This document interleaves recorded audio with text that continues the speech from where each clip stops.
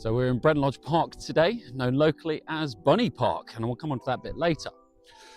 We all know that Hanwell was mentioned in the Domesday Book of 1086, but a church has existed on the site of St Mary's, Hanwell, since 948 AD. In 1785, the rector of Hanwell was a chap by the name of George Henry Glass, a classical scholar, who started up buying up land all around the church. And in 1795, he acquired the house at Brent Lodge, which was formerly known as Brent End. The lands extended east into church fields and down Group Church Road, where he built the cottage Orme, known as the Hermitage, which is now a listed building. When he died in 1809, Brent Lodge got passed on to his son-in-law, Dr. Hume, and then on to Alderman George Brown.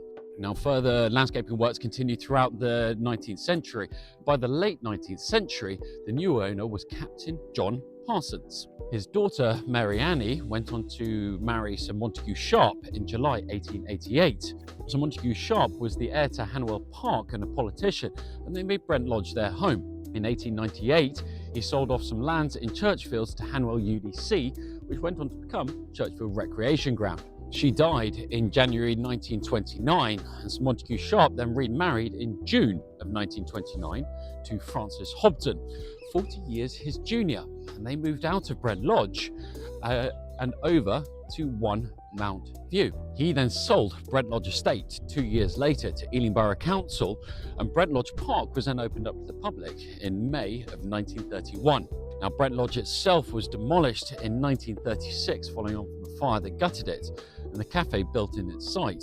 The stable block is the only original building left. In 1976, Brent Lodge Park became part of Brent River Park, which was designed to create a linear park and improve the Brent Valley River Corridor, which went from the Great West Road all the way up and round to the Brentham Club. The name Bunny Park was earned in the mid-20th century due to there being a large wired enclosure in the middle of the park where unwanted pet rabbits, tortoises and guinea pigs were found new homes.